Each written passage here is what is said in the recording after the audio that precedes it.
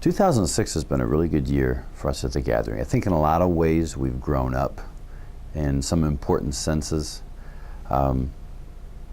You know, in the very beginning we were a non-nucleus start, which meant it was just us, just our family of 5.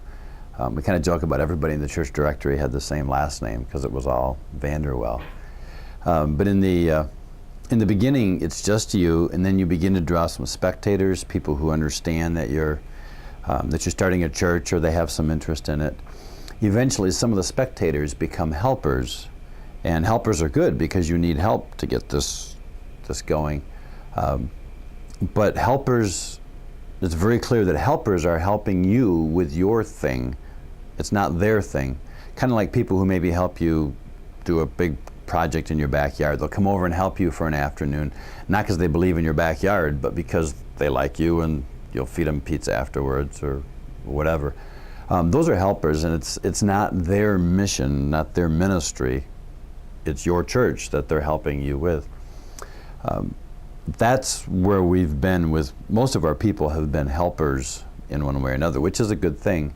But during this past year, in 2006, we really saw a number of our key helpers become real partners, and that's made a huge difference.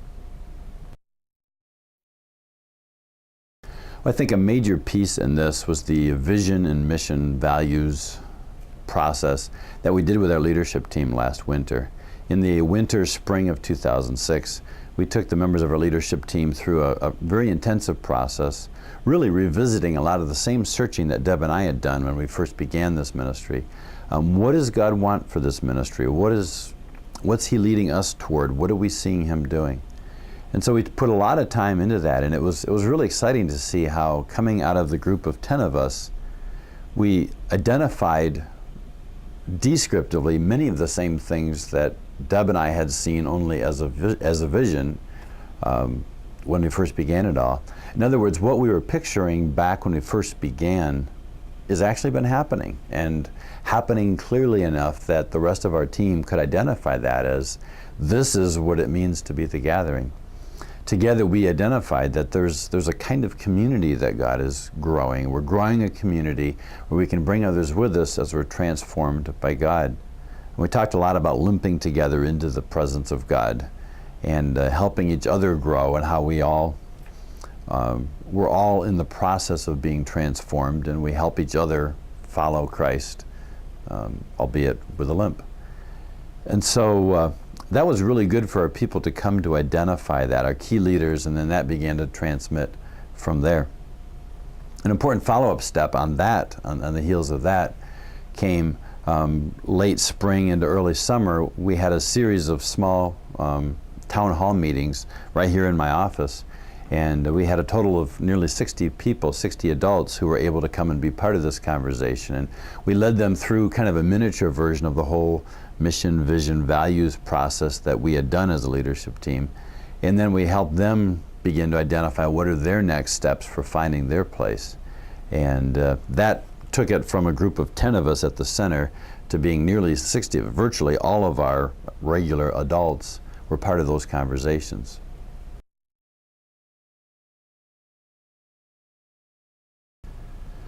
I think the practical benefit from all of this really became evident when we restructured.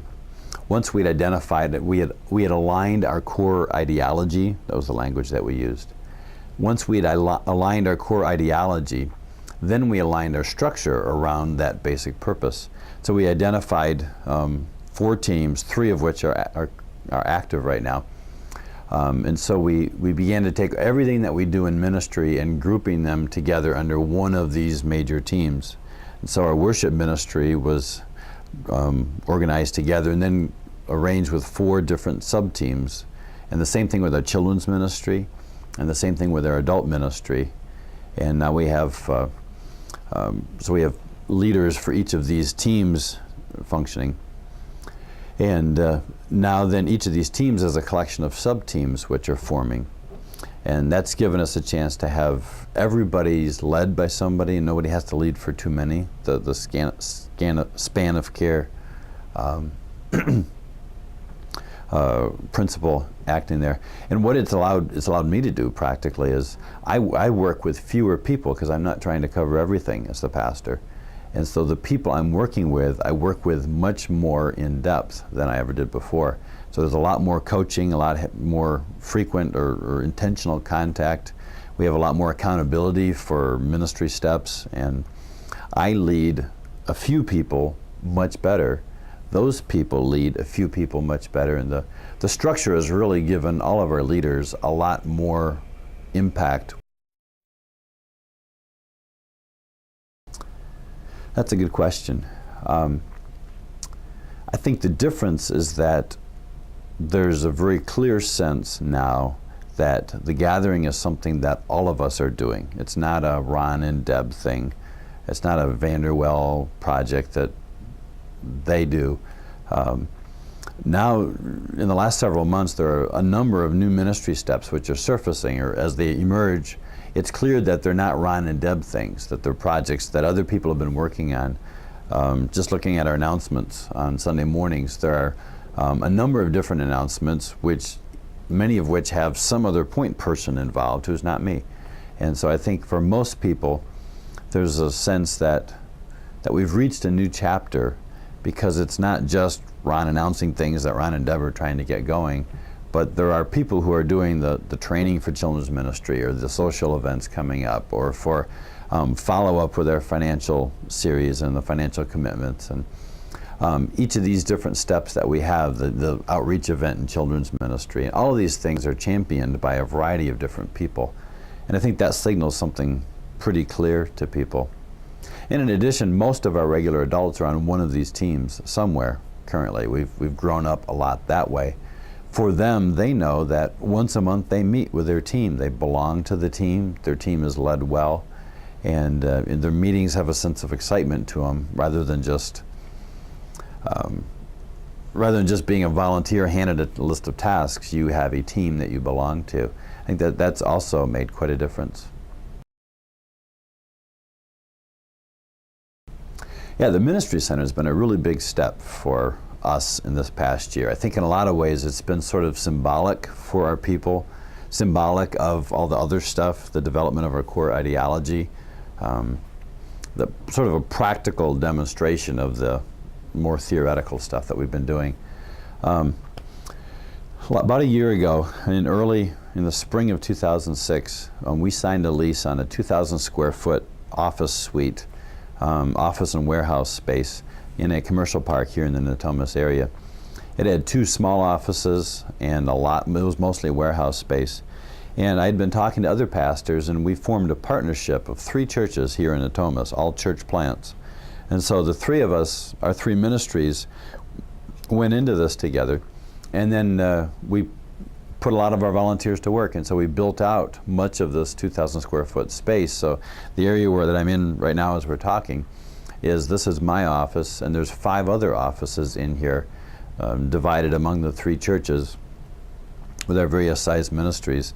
And in addition, we have a little kitchenette galley area, and we have a really nice 14 by 20 foot conference room, I think, furnished really nicely with furniture that a law firm was getting rid of. So it's gorgeous. And in addition, we still have some good warehouse space. One of the churches has their 28 foot trailer back there, and we all have some things in storage back there. It's been dirt cheap. We pay like $200 a month to be in here because we all share the different expenses. It's been very reasonable for all of us, but it's a very nice looking place. And we're really happy with how it's turned out.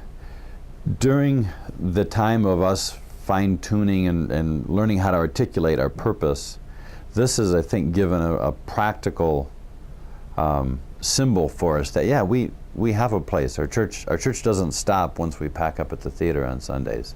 And for me, it's been a phenomenal blessing to have a place to sit down and do my studying and my reading and have meetings with people and so forth. So it's been a real gift.